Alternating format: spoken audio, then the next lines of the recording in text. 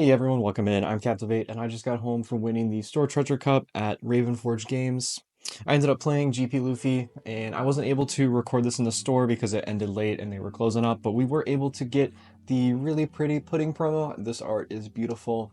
Really nice to be able to win that card, and I wanted to go over the deck list for you all to hopefully help you all win your own Store Treasure Cups. So I'm just going to start off here. We run 3 different search event or cycle event, just consistency cards in the deck. We run the Nami, the search event, and then stage, and we run 4 of all of these. I think if you play any less than 4, you're doing yourself a disservice.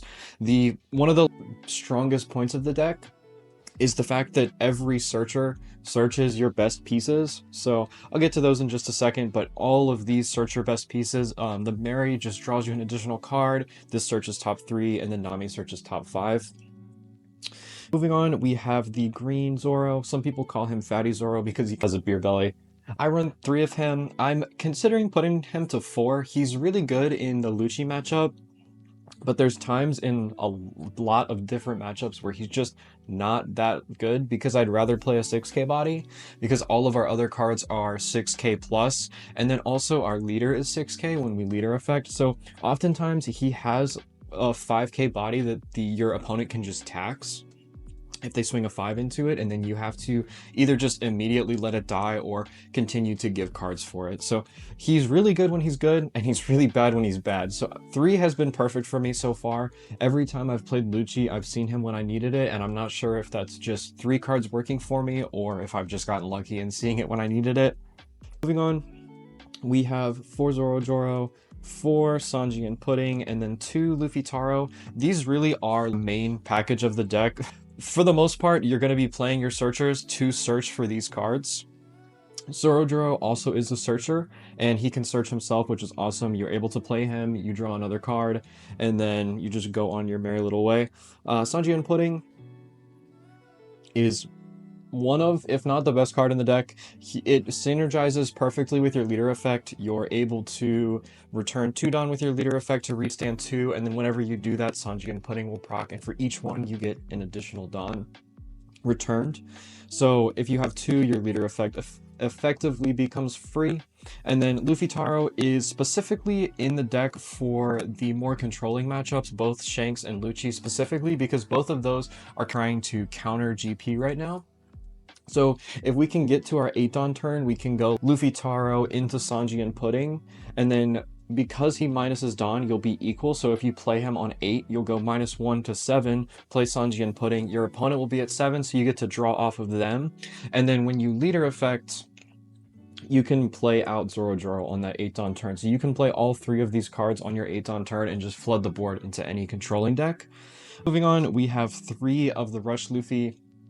I think some people play 4. I would never go less than 3. 3 has felt perfect for me so far. Typically, you want to play 1 or 2, but you're really never going to play any more than 2 in a given game. Sometimes you'll play him on 1 turn, and then on the next turn play another one with Rush, and then you can swing 4 times between the 2 if you use the effect to return 4 Dawn. And then we have our 2Ks. The most common lists over in Asia were running 10 2Ks. So far, 8 has felt perfect for me. A lot of times, because you're a 6k base, most decks will just be swinging 6 into you, and I find a lot of times I'm just giving a 2k for effectively all I need is a 1k, so I'd rather run more utility 1ks than the 2ks. Sanji is one of the best cards in the deck. I mentioned it in my guide, which if you haven't seen that yet, definitely go watch that. I'll link it in the description below. It just gives you a nice overview of how to play the deck, but almost every game it comes up that you can play Sanji for 3. He's effectively a 3-cost 6k in almost every single game. There's points where you can play him. He's incredible. Usohachi is just a good generic 2k. He comes up every once in a while to rest like a blocker or something if you need to go for game, but I've felt really good on 8 2ks because we also play Gum Gum Giant, which I'll get to in a second. We have 4 Nico Robins. This is a card that I'm thinking about just switching to another Zoro, but I haven't actually tried it yet, and I'm not sure if I like it, but Robin is incredible. Once you get more used to the way that the Dawn works in the deck and you're not going super negative once you get used to playing the deck, her drawing you a card is phenomenal, incredible. And it's not even drawing you a card, it's searching top 3, so if there's anything you need, you can grab it with her. For Gum Gum Giant, this card is broken, probably going to get banned soon, but it's one of the reasons the deck is so good. You can see we run a good amount of bricks. We have brick, brick, brick, brick, brick, brick. We have a lot of bricks in the deck, and a lot of them will draw you into more cards. So this will draw you, this will draw you, this will draw you, this will search for top 5. But while they're in your hand, then they're a brick in your hand, and then Gum Gum Giant gets to cycle them out. And then I am playing 2 0-cost events.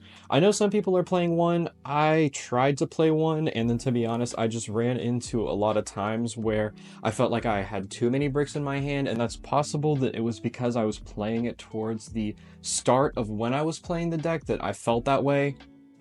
But right now, I really like 2. It's not going to do anything else in your hand. I'm not going to get bricked on it. I really like 2. I don't think I would go to 1, but if you want to, then that's a card that I think you could cut. I've seen people play 1. And then I am running 4 Luna. I think between Luna and then Gamma Knife, there's essentially what most people are doing is they're playing 4 between the 2 different cards, either 4 Luna or 3 Luna 1 Knife or a 2-2 split.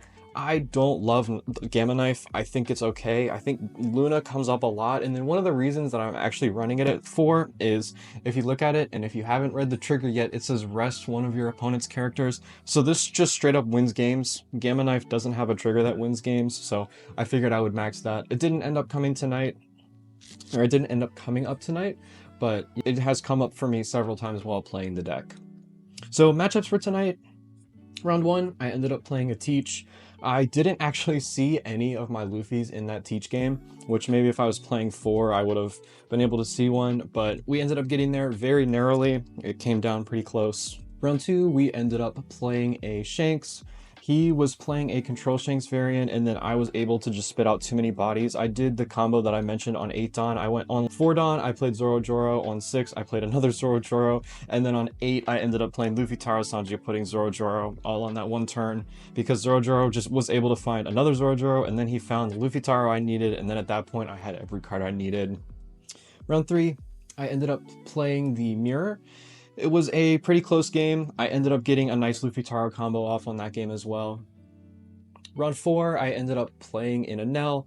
He actually took me to 0 life on really early in the game. He was just jamming my life, and it didn't feel like it was worth countering out of.